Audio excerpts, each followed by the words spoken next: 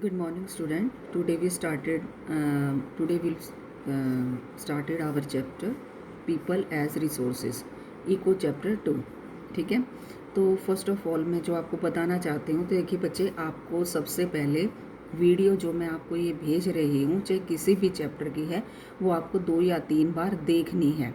Then उसके बाद आपको चैप्टर रीड करना है अपनी बुक में से, और उसके बाद आप पीडीएफ में जो क्वेश्चन आंसर हैं वो आप अपनी फेयर नोटबुक में नोट करेंगे।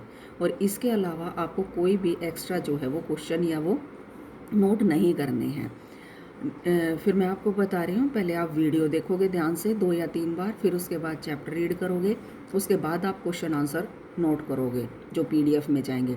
आप बच्चे क्या करते हो, सीधे ही आप पीडीएफ से क्वेश्चन आंसर उतार लेते हो।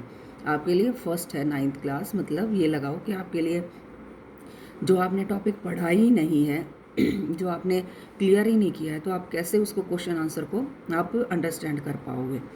तो मेन क्या है कि आपको सबसे पहले क्या है कि वीडियो देखनी है, देन उसके बाद आपको चैप्टर रीड करना है। वीडियो देखने के बाद जब आपको चैप्टर क्लियर होगा तब आप क्वेश्चन आंसर नोट करोगे।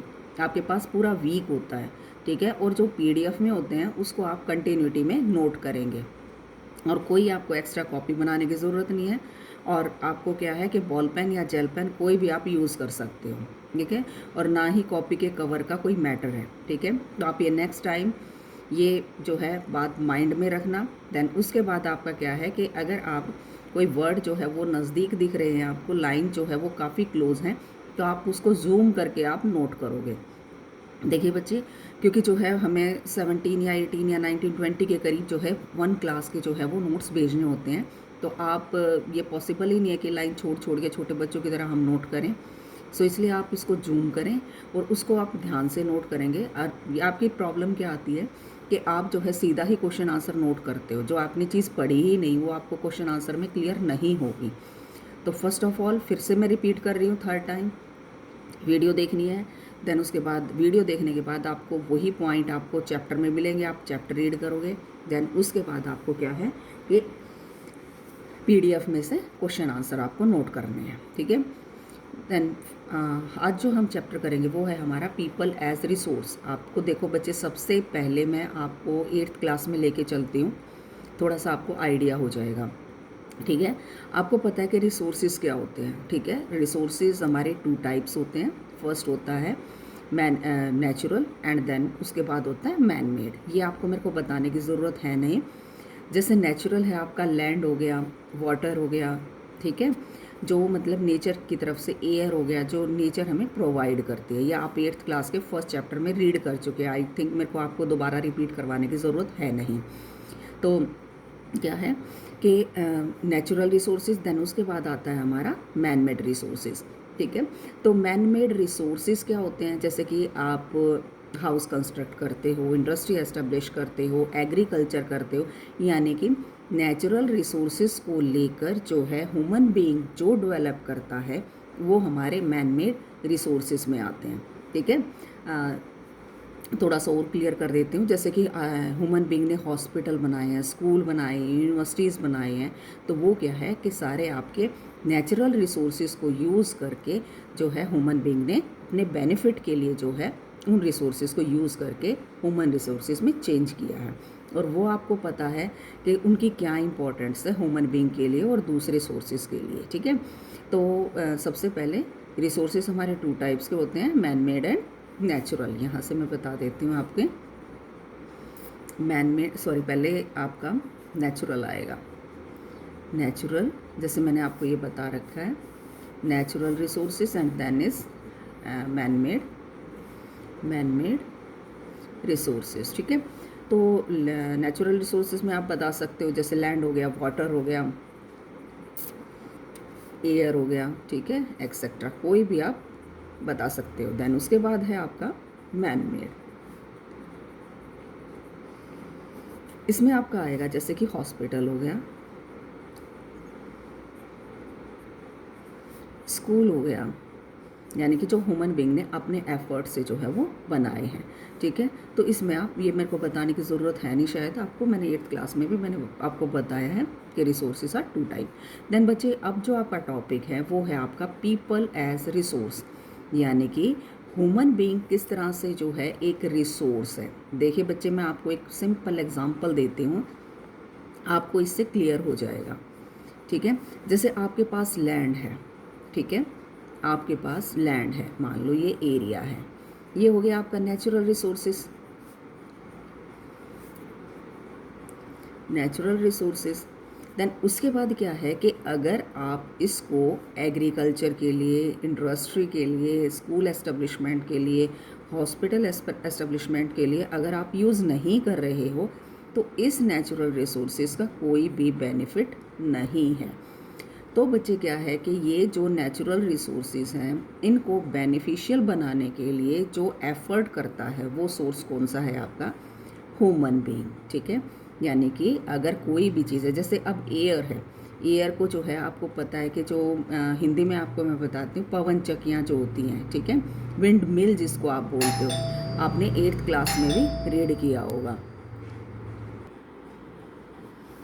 जैसे मैंने आपको बताया कि लैंड जो है वो मतलब तभी बेनिफिशियल हो सकती है जब उसको यूज़ किया जाए। तो ह्यूमन बीइंग उसको हॉस्पिटल एस्टेब्लिश करने के लिए, इंडस्ट्री एस्टेब्लिश करने के लिए, या कोई भी और जो है जो ह्यूमन बीइंग के लिए जैसे स्कूल एस्टेब्लिश करने के लिए यूज़ करता है, तभी वो बेनिफिशियल बनती है। तो हमारा टॉपिक है कि पीपल यानी कि ह्यूमन बीइंग किस तरह से रिसोर्स की फॉर्म में इम्पॉर्टेंट है। ठीक है, तो बच्चे ये है हमारा टॉपिक, पीपल एज रिसोर्सेज। अब आपको फिर मैं एक एग्जांपल देती हूँ, जैसे कि आपका लैंड है, ठीक है, उस पर आप एग्रीकल्चर करते हो, ठीक है, तो प्रोडक्शन होता है, प्रोडक्शन होने के बाद उसको मार्केट में सेल किया जाता है, देन उसके बाद जो सरप्लस प्रोडक्शन होता है उसको मार्केट में सेल किया जाता है, और देन जो बेनिफिट होता है उसको क्या है कि ह्यूमन बीइंग अपने बेनिफिट के लिए यूज़ करता है। देन उसके बाद क्या है, हॉस्पिटल का आप एग्जांपल ले सकते हो कि हॉस्पिटल जो है ह्यूमन बीइंग के फैसिलिटीज़ प्रोवाइड करने के लिए जो है वो एस्टेब्लिश किए जाते हैं, ये भी ह्यूमन मेड होते हैं। देन उसके बाद आपका स्कूल है, स्कूल में आप एजुकेशन लेते हो।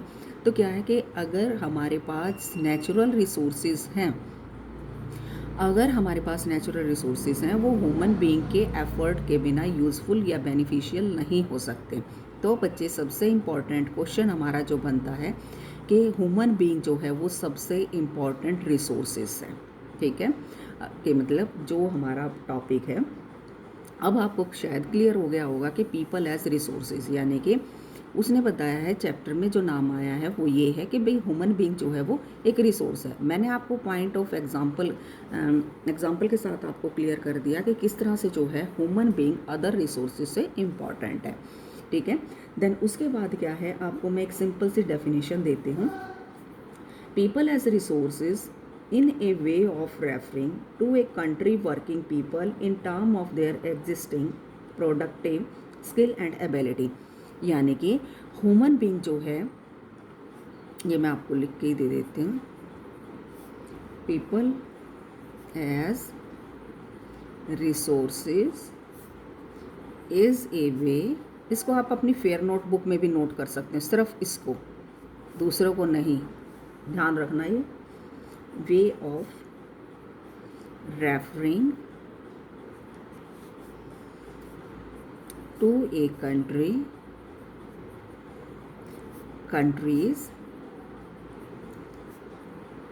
working people in the terms of their existing productive skill and abilities। देखिए बच्चे, people as resources, people resources की फॉर्म में is a way of referring, अगर हम इसको एक्सप्लेन करें, to a country's working people, यानी कि जो कंट्री में वर्क कर रहे हैं people, in the term of their existing productive skill and ability, यानी कि उस अगर इसको सिंपल वे में मैं बताऊं आपको कि वो जो है ना अपनी स्किल और एबिलिटी से कंट्री को जो है वो आगे डेवलप कर सकते हैं। जैसे मैं आपको एग्जांपल देती हूँ, व्हेन द, एक मिनट में आपको फिर एक एक्सप्लेन करती हूँ एक term, when the existing human resources is further developed by becoming more educated and healthy, यानी कि देखिए सिंपल मैं बताती हूँ, अगर आपके पीपल यानी कि ह्यूमन बीइंग हेल्दी होगा और एजुकेटेड होगा, ठीक है, we call it human capital formation that add to productive power of the country just like physical capital formation. कहने का मेरा मीनिंग यही है कि अगर ह्यूमन बीइंग, देखिए हम अब आते हैं, देखिए सबसे पहले मैंने आपको बताया रिसोर्सेज क्या हैं, उसमें 2 टाइप नेचुरल और मैन मेड, ठीक है, आई थिंक इसको ये आपको क्लियर हो गया होगा। देन उसके बाद मैंने जो सेकंड टॉपिक लिया उसमें ये था कि अगर आपके पास नेचुरल रिसोर्सेज हैं, अगर उसको ह्यूमन बीइंग अपने एबिलिटी से, अपनी स्किल्स से, अपनी टेक्नोलॉजी से उसको डेवलप नहीं कर रहा है, तो क्या है, आपके लिए नेचुरल रिसोर्सेज बेनिफिशियल नहीं होंगे। यानी कि एक ह्यूमन बीइंग ही ऐसा है जो कि अपनी एबिलिटी से, स्किल से जो है नेचुरल रिसोर्सेज को अपने लिए बेनिफिशियल बनाता है। देन उसके बाद क्या है कि जो कंट्री में वर्किंग पीपल हैं वो कंट्री को आगे लेके जा सकते हैं अपनी स्किल और एबिलिटी से, ठीक है। देन उसके बाद हमारा है जो नेक्स्ट टॉपिक मैं आपको बता रही हूँ कि ह्यूमन बीइंग जो है तभी जो है वो आगे कर सकता है, मतलब कंट्री को आगे बढ़ा सकता है, अपने मतलब स्किल और एबिलिटी को शो कर सकता है जब वह एजुकेटेड है, देन प्लस हेल्दी है। देखिए आपको मैं एग्जांपल देती हूँ, आपका ही एग्जांपल मैं देती हूँ स्टूडेंट्स। अगर आप क्लास में, ठीक है, सबसे पहले हेल्दी का लेते हैं, अगर आप क्लास में हेल्दी नहीं हैं तो आप हमारे लेक्चर्स जो है वो ध्यान से नहीं सुन पाएंगे, आप वर्क जो है वो अच्छे से नहीं कर पाएंगे, आपकी जो है वो आउटपुट इतनी नहीं होगी, आपका जो वर्क होगा वो इतना अच्छा नहीं हो पाएगा जितना आप हेल्दी रहकर कर सकते हैं। यानी कि आप सिंपल एग्जांपल मैं आपको देती हूँ, अगर आप हेल्दी हैं तो आप जो है वो गेम में भी, आप एजुकेशन में भी जो है या दूसरे फील्ड में भी जो है वो आप आगे जा सकते हैं। तो यानी कि ह्यूमन बीइंग का जो एक इम्पॉर्टेंट फैक्टर है वो है आपका हेल्दी होना, ठीक है।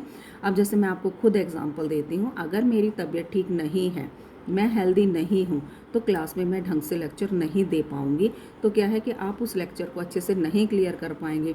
तो ये सभी पर इम्प्लीमेंट होता है, टीचर्स पे भी, स्टूडेंट्स पे भी, दूसरे जो वर्कर्स हैं। अब आप देखिए एक लेबर है, ठीक है, वो मतलब वर्कआउट करता है, फिजिकल वर्कआउट ज़्यादा करता है, तो अगर वो हेल्दी नहीं होगा, आपको मेरे ख्याल से लेबर की फॉर्म में जल्दी क्लियर हो जाएगा कि एक लेबर है वो अगर हेल्दी नहीं है तो वो वर्कआउट अच्छे से नहीं कर पाएगा। तो क्या है कि किसी भी फील्ड में आप देख लीजिए, आपकी मदर हैं, आपको मैं एग्जांपल देती हूँ, 4th एग्जांपल मैं आपको देती हूँ, आपकी मदर हैं, वो आपके घर के हाउस होल्ड वर्क करती हैं, तो क्या है कि अगर वो हेल्दी नहीं है, उनकी तबीयत ठीक नहीं है, तो क्या है कि वो वर्कआउट या घर के जो वर्क हैं या जॉब वो करती हैं तो वो नहीं कर पाएंगी। तो इसलिए ह्यूमन बीइंग का जो एक मेन फैक्टर है वो है आपका हेल्दी, यानी कि उसका हेल्दी होना मस्ट है, यानी कि उसे हेल्दी होना ज़रूरी है अगर वो अपना वर्कआउट दे रहा है। इसमें मैंने आपका भी एग्जांपल दिया, मैंने अपना भी एग्जांपल दिया, एक लेबर का भी एग्जांपल दिया, आपकी मदर का भी एग्जांपल दिया। देन उसके बाद क्या है हमारा सेकंड पॉइंट जो है वो एजुकेटेड होना।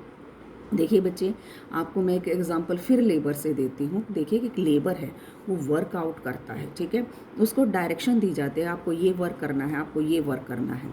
देन उसके बाद अगर आप देखेंगे एक डॉक्टर है, इंजीनियर है, ठीक है, अगर वो किसी भी फील्ड में काम करते हैं तो इससे क्या है कि कंट्री का इकोनॉमिक डेवलपमेंट भी होता है और सोसाइटी में भी जो है उनकी रेपुटेशन इंक्रीज़ होती है, कंट्री का जो है वो आगे डेवलप्ड कंट्रियों में इंडिया को इंक्लूड किया जाता है। आपका मैं एग्जांपल देती हूँ, अगर आप क्लास में अच्छे पढ़ते हो, ठीक है, और आपके अच्छे मार्क्स आते हैं, तो क्या है कि बच्चे आप स्कूल में तो अप्रिशिएट किए ही जाओगे, देन उसके बाद क्लास टीचर से, देन उसके बाद आपकी सोसाइटी में भी आपको मतलब काफ़ी अप्रिशिएट किया जाएगा कि ये बच्चा जो है वो कितना एजुकेटेड है। तो बच्चे मैंने आपको ह्यूमन बीइंग, ह्यूमन रिसोर्सेज को लेकर 2 पॉइंट आपको क्लियर किए, यानी कि ह्यूमन बीइंग का हेल्दी होना नेसेसरी है, देन उसके बाद एजुकेटेड होना, ठीक है। आप देखोगे कि जितनी भी आपकी डेवलप्ड कंट्री हैं, नॉट डेवलपिंग, डेवलप्ड कंट्री जो हैं वो, उसमें जो पीपल हैं वो आपके एजुकेटेड होंगे, ठीक है, और जो आपकी डेवलपिंग कंट्री हैं उसमें आपके क्या है कि मोस्टली पीपल जो है ना वो अनएजुकेटेड मिलेंगे, जिससे कि कंट्री आगे डेवलप नहीं कर पा रही हैं। तो स्टूडेंट मेरे ख्याल से तो आपको ये पॉइंट क्लियर हो गए होंगे कि ह्यूमन बीइंग का जो है वो हेल्दी और एजुकेटेड होना कितना ज़रूरी है। देन उसके बाद आपका जो नेक्स्ट टॉपिक मैं आपको बताऊंगी, इन्वेस्टमेंट इन ह्यूमन कैपिटल, यानी कि एक जो टॉपिक है मैं देखिए आपको बताती हूँ, इन्वेस्टमेंट। और बच्चे मैं आपको ये बता देती हूँ क्लियर, अगर आप वीडियो देख के तब आप चैप्टर रीड करोगे तो आपको ये सारे पॉइंट आपको बुक में मिलेंगे। सो डोंट बी कंफ्यूज होने की आपको बिल्कुल भी ज़रूरत नहीं है, ठीक है। आप ये सारे वीडियो देखोगे, देन उसके बाद आप चैप्टर रीड करोगे और उसके बाद आप क्वेश्चन आंसर नोट करोगे। आप सीधे ही अगर आप क्वेश्चन आंसर नोट करोगे तो आपको क्लियर नहीं होगा। और आपको मैं एक बार फिर बता देती हूँ, आपका जो 9th का पैटर्न है वो 1 मार्क्स के क्वेश्चन, 3 मार्क्स के क्वेश्चन, 1 मार्क्स के, 3 मार्क्स के और 5 मार्क्स के क्वेश्चन होंगे, ठीक है। तो आपको ये ट्रू फॉल्स मैचअप वगैरह नहीं करने हैं। उसके बाद मैं आपको बताती हूँ, मैं आपको जो PDF भेजूँगी उसमें आपके मैंने कुछ 1 मार्क्स के भी मैं डाल देती हूँ आपकी हिंट के लिए, 3 मार्क्स के और 5 मार्क्स की। आपको बच्चे क्या करना है, आपको मैं क्लियर बताती हूँ, 20 या 25 एक चैप्टर में से आपको 1 मार्क्स के क्वेश्चन आंसर फाइंड आउट करने हैं। जैसे 1 मार्क्स के क्वेश्चन होते हैं, क्वेश्चन नोट किया फिर उसके नीचे आंसर, तो ये आप खुद करोगे, ठीक है। ये आपका असाइनमेंट है, ये मैं आपको दे रही हूँ। अगर आपको कोई प्रॉब्लम होती है तो आप मेरे को मैसेज के थ्रू जो है वो आप भेज सकते हो। जैसे कई बच्चों ने भेजा है मेरे पास व्हाट्सएप पे, तो मैंने उनके चेक कर दिए हैं। तो इतने आप 9th क्लास में हो, इतने आप कैपेबल हो कि आप 1 मार्क्स के क्वेश्चन जो है वो फाइंड आउट कर सको, ठीक है। देन उसके बाद हमारा टॉपिक आता है investment in human capital. Human capital, देखिए इन्वेस्टमेंट इन ह्यूमन कैपिटल, यानी कि ह्यूमन कैपिटल में इन्वेस्टमेंट किस तरह से। अब मैं आपको एग्जांपल देती हूँ आपका ही, ठीक है। आपके पेरेंट्स आपको स्कूल भेज रहे हैं, ठीक है, फीस पे कर रहे हैं, ठीक है। आपके ऊपर ट्यूशन पे भी, आपके कन्वेंशन के लिए, सॉरी उसके लिए ट्रांसपोर्ट के लिए भी, यानी कि आपके ऊपर देखिए स्कूल की फ़ीस प्लस उसके बाद ट्रांसपोर्ट फैसिलिटी आपको प्रोवाइड की जा रही है, आपको ट्यूशन फैसिलिटीज़ प्रोवाइड की जा रही है। वो किस लिए किया जा रहा है, ताकि आप एक एजुकेटेड पर्सन जो है वो एस्टेब्लिश हो सके, ठीक है। तो क्या है कि पेरेंट्स जो है या ह्यूमन बीइंग जो है वो क्यों जो है ह्यूमन बीइंग पर या मतलब एजुकेशन पर इन्वेस्ट करता है, ताकि देखिए जिस कंट्री में ज़्यादा एजुकेटेड पर्सन होंगे वो कंट्री उतनी ही डेवलप होगी। आप अपने पेरेंट्स का एग्जांपल ले सकते हो, खुद एग्जांपल दे सकते हो। मैं अपना खुद का एग्जांपल देती हूँ कि मैं अपने बच्चों पर जो है ट्रांसपोर्ट के लिए, एजुकेशन के लिए, ट्यूशन फीस के लिए जो है वो इन्वेस्ट कर रही हूँ, ताकि जो है वो मेरे बच्चे या आप जो है वो आगे बढ़ सकें और कंट्री को आगे डेवलप कर सकें, ठीक है। तो क्या है इसमें, जैसे कि आपका एजुकेशन के लिए भी आपको जो है वो, जैसे हम किस किस में इन्वेस्ट करते हैं, जैसे एजुकेशन में, जैसे मैंने आपको बताया। दूसरा उसके बाद जब आप 10th या 12th मतलब आप क्लियर कर लेते हो तो उसके बाद आपकी ट्रेनिंग पे जो है इन्वेस्ट किया जाता है, कि जैसे आप 12th के बाद कोई भी ट्रेनिंग लेना चाहते हो। देन उसके बाद है आपका मेडिकल फैसिलिटीज़ पे भी आपका जो है वो इन्वेस्ट किया जाता है। तो yield in just written like investment in physical capital. This can be seen directly in the form of higher income and because of the higher productivity of the more educated or the better trained person. यानी कि ये इसलिए use किया जाता है, इसलिए invest किया जाता है ताकि आप एक गुड सिटीज़न की फॉर्म में, गुड एजुकेटेड सिटीज़न जो है वो एस्टेब्लिश हो सके, ठीक है स्टूडेंट्स। यानी कि क्या है कि मैंने आपको बताया कि ह्यूमन बीइंग जो है वो हेल्दी होना चाहिए, देन उसके बाद एजुकेटेड होना चाहिए।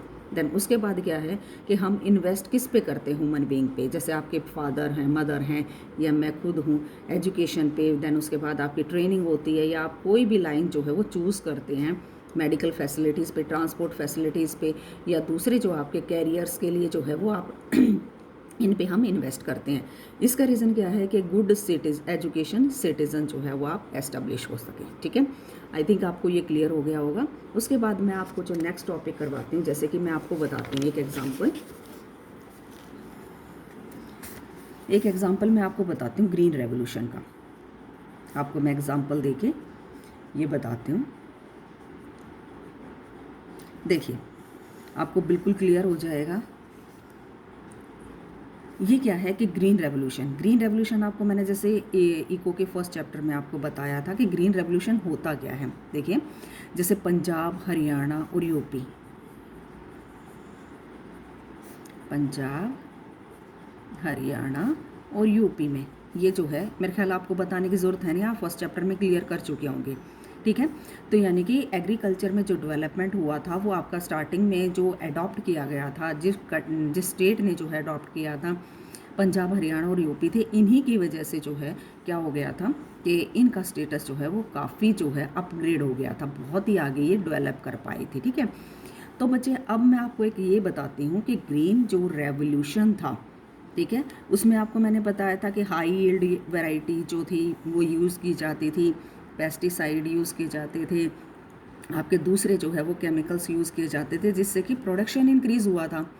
तो बच्चे आप ये समझिए कि ये जो प्रोडक्ट यूज़ किए हमने ग्रीन रेवोल्यूशन में, वो किसने इन्वेंट किए? यस, ह्यूमन बीइंग ने। यानी कि हमारे पास सेम लैंड थी, जैसे पंजाब में जो लैंड थी वो ही लैंड थी, हरियाणा में थी वो ही लैंड थी, यूपी में भी थी, लेकिन उसमें जो प्रोडक्टिविटी को इंक्रीज़ करने के लिए जो सोर्सेस यूज़ किए गए, ठीक है, उसको किसने इन्वेंट किया, किसने खोज की? ह्यूमन बीइंग ने। तो क्या है कि ह्यूमन बीइंग जो है वो अपने एफर्ट से, अपने कोशिश से जो है वो नेचुरल रिसोर्सेज को इंक्रीज़ कर सकता है, ठीक है। तो ये क्या है कि ग्रीन रेवोल्यूशन का मैंने आपको एग्जांपल दिया कि इसमें जो चेंजेस आए, जो प्रोडक्शन इंक्रीज़ हुआ, वो तभी हो पाया जब ह्यूमन बीइंग ने अपने एफर्ट किए, ठीक है, यानी कि उन चीज़ों को इस्तेमाल किया जो कि ह्यूमन बीइंग ने खुद डेवलप किए थे। फर्टिलाइज़र था वो उसने अपने साइंटिफिक वे से जो है वो इंक्रीज़ किया, किस तरह से उसको बेनिफिट बनाया जा सकता है, ठीक है। तो ग्रीन रेवोल्यूशन का एग्जांपल मैंने आपको दिया। देन उसके बाद अगर आप देखोगे कि जैसे टेक्नोलॉजी है, आईटी, ठीक है, आईटी जिसको इंफॉर्मेशन टेक्नोलॉजी आप बोलते हो। देखिए बच्चे, इसमें भी कितना डेवलपमेंट हुआ है। जैसे आपने 8th क्लास में रीड किया था, लास्ट चैप्टर शायद था, कि अगर आप यहाँ पर आपके पास डॉक्यूमेंट्स हैं और आप दूसरी कंट्री में बैठे हो, इंडिया, कैलिफोर्निया, दोनों का एग्जांपल मैं आपको देती हूँ। अगर आपके पास यहाँ पर कुछ डॉक्यूमेंट्स हैं और आपको कैलिफोर्निया में सेंड करने हैं, तो ये तो अगर आप सोचोगे ये तो बिल्कुल मुश्किल हो जाएगा, किस तरह से भेजे जा सकते हैं। लेकिन बच्चे, इंफॉर्मेशन टेक्नोलॉजी जो कि ह्यूमन बीइंग ने ही डेवलप की है, उससे क्या है कि आप मेल के थ्रू जो है इंडिया के डॉक्यूमेंट्स आप कैलिफोर्निया में सेंड कर सकते हो। तो आप बच्चे ये ध्यान में रखें कि इंफॉर्मेशन जो टेक्नोलॉजी है वो किसने डेवलप की है? यस, ह्यूमन बीइंग ने। यानी कि अगर आप देखोगे तो क्या है कि ह्यूमन बीइंग ही अपने माइंड को, अपनी स्किल को, अपनी टेक्नोलॉजी को, ठीक है, और अपनी एजुकेशन को यूज़ करके रिसोर्सेज को यूज़फुल बनाता है। तो बच्चे, आज हमारा सबसे मेन जो रहा वो ये था कि चाहे हमारे पास कितने भी रिसोर्सेज क्यों ना हो, अगर ह्यूमन बीइंग उसमें एफर्ट नहीं करता है, उसको यूज़फुल नहीं बनाता है, ठीक है, तो क्या है कि ह्यूमन बीइंग के लिए वो चीज़ें बेनिफिशियल नहीं हो सकती हैं, ठीक है। देन उसके बाद क्या है, अगर ह्यूमन बीइंग जो है वो हेल्दी नहीं है, मैंने आपको बताया, तो वो आगे डेवलप नहीं कर सकता, ठीक है। अब बच्चे, मैं आपको है ना एक स्टोरी बताती हूँ, ठीक है, जिससे कि आपको क्लियर हो जाएगा। आपकी बुक में भी हैं और आपकी बुक की हेल्प से आप बुक की हेल्प से आप ये स्टोरी रीड कर सकते हो, ठीक है। और आप ये स्टोरी नोटबुक में नहीं नोट करोगे, ठीक है, ये आपको अंडरस्टैंडिंग के लिए मैं आपको बताती हूँ। पहली है आपकी स्टोरी ऑफ शकल, ठीक है। देखिए बच्चे, मैं आपको हिंदी में ही बता देती हूँ सिंपल सी, और ये आपकी सिर्फ अंडरस्टैंडिंग के लिए ही बुक में दी जाती हैं, ठीक है। क्या था कि दो फ्रेंड थे, विलास और शकल, विलास और स्कल। आई थिंक मैं अगर इसको इंग्लिश में बोलूँ तो आपको क्लियर हो जाएगा। पहले मैं इसको इंग्लिश में बता देती हूँ आपको, फिर हिंदी में बताती हूँ। There are the two friend, Vilas and शकल्स, ठीक है, living in the same village, ठीक है। शकल वॉज 12-year-old बॉय, यानी कि शकल जो था वो आपका 12 ईयर्स, 12 साल का बच्चा था, ठीक है। एंड हिज मदर शीला, उसकी मदर का नाम शीला था। वो डोमेस्टिक वर्क, जैसे कि आपकी मेड होती है ना, उस तरह से वो वर्क करती थी। हिज फादर बूटा चौधरी जो था वो एग्रीकल्चर करता था, यानी कि शकल जो है वो 12 ईयर्स का था। देन उसके बाद क्या था कि उसकी मदर जो थी वो मेड थी, डोमेस्टिक वर्क करती थी लोगों के घरों में। देन उसके फादर जो थे जो है वो एग्रीकल्चर में हेल्प करवाते थे, यानी कि दोनों ही वर्किंग थी। शकल जो है वो अपनी मदर की भी हेल्प करवाता था, और क्या था, उसका जो बड़ा भाई, जो उसका भाई था जीतू, और उसकी जो सिस्टर थी उनकी भी वो केयर करता था, यानी कि अपने भाई और बहन को भी संभालता था। एक उनके अंकल थे Shyam, has passed the matriculation examination, यानी कि उनके जो फादर, उनके जो देखो उनके जो चाचा थे, अंकल थे, उन्होंने भी मैट्रिक की जो क्लास थी वो क्लियर कर ली थी, ठीक है। बट ही वाज, वो मतलब उन्हें कोई भी जॉब नहीं मिल रही थी, ठीक है।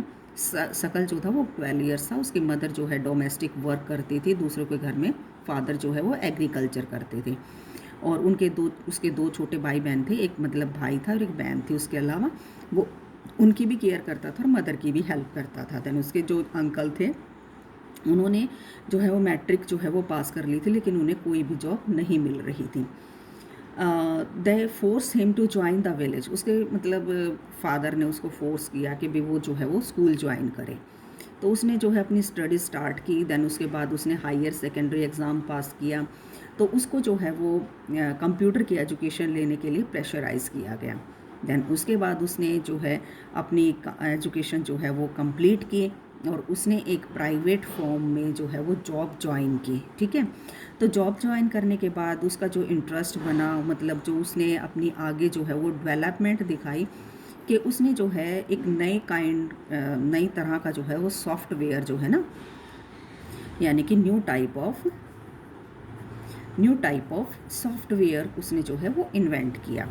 तो कंपनी जो है उसको बड़ा ही मतलब उसको अप्रिशिएट किया।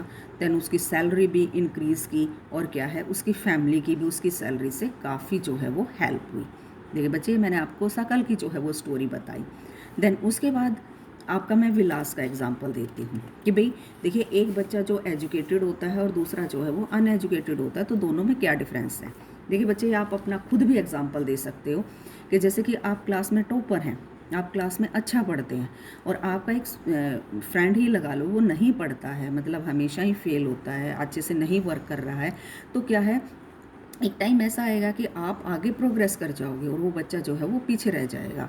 तो इसी तरह से मैंने आपको दो ये बच्चों की स्टोरी देकर जो है वो क्लियर किया है। पहले हमने शकल की, अब मैं विलास की बताती हूँ। विलास वाज यानी 11 ईयर ओल्ड, यानी कि इसका ये 11 ईयर का है ये, ठीक है। Vilas father Mahesh was a fisherman, यानी कि उसके जो फादर थे महेश, वो मतलब फिशरमैन थे, मछलियाँ पकड़ते थे, लेकिन उसकी डेथ जो है वो 2 साल पहले ही हो गई थी। अब उसकी मदर जो थी वो गीता, वो मतलब क्या करती थी कि फ़िश जो है वो लेती थी और उसको मार्केट में सेल कर देती थी, ठीक है। देन उसके बाद वो 20 या 30 जो है वो डेज़ जो है ये मतलब काम करते थे, और लेकिन जो विलास जो था वो हेल्दी नहीं था, उसको जो है आर्थराइटिस की जो है वो प्रॉब्लम थी, ठीक है। देन उसके बाद क्या था कि उसके पास इतने पैसे नहीं थे, इतनी इनकम नहीं थी कि वो अपना जो है वो क्या नाम है, अपनी जो ट्रीटमेंट है वो डॉक्टर से करवा सके। देन उसके बाद क्या था कि he was not interested in study, because जो है उसके मतलब उसकी फैमिली में इतना मतलब नहीं था कि भी उसको जो है वो स्कूल भेजा जा सके, क्योंकि उसकी मदर थी अकेली और उसकी कोई भी हेल्प करने वाला नहीं था। तो ये क्या था कि अपनी मदर की भी हेल्प करवाता था। देन उसके बाद जो है ये ना ही स्कूल जा पाया और ना ही जो है वो मतलब हेल्दी रह पाया, इसकी काफ़ी प्रॉब्लम थी, ठीक है। देन उसके बाद आफ्टर सम टाइम ही मदर फॉल सिक, मतलब उसकी मदर जो थी वो बीमार हो गई थी, और क्या था कि उसको जो है वो मार्केट में जाकर जो है वो अपनी मदर की जगह पर जो है वो फ़िश जो है वो सेल करनी पड़ी, ठीक है। तो क्या था कि भाई इसका जो ये कह सकते हो कि इसका जो बचपन था, इसका जो चाइल्ड जो टाइम था, वो सिर्फ उसका जो है वो सेलिंग में ही चला जाता था, मतलब वो एजुकेटेड नहीं हो पाया। तो बच्चे, ये क्या था कि इसकी जो लाइफ थी, अगर देखा जाए तो पूरी तरह से जो है वो मतलब अनएजुकेटेड होते हुए सही तरह से जो है वो डेवलप नहीं हो पाई, ठीक है। तो बच्चे, जो मैंने आपको एग्जांपल दिया विलास और शकल का, कि भाई ये जो है एजुकेटेड होने के बाद प्लस हेल्दी होने के बाद आगे डेवलप कर पाया, लेकिन विलास नहीं कर पाया। आप यही एग्जांपल आप अपने सेम केस में ले सकते हो, आप अपने फ्रेंड का, आप खुद का एग्जाम्पल ले सकते हो। तो यानी कि अगर आप एजुकेटेड नहीं हो तो क्या है कि आप आगे डेवलप नहीं कर सकते हो, आपकी सोसाइटी को आप आगे नहीं ले जा सकते हो। ठीक है। तो 2 एक स्टोरी आप बुक में से रीड करोगे, इसमें से आपको पता चल जाएगा कि एजुकेशन प्लस हेल्दी होना कितना नेसेसरी है।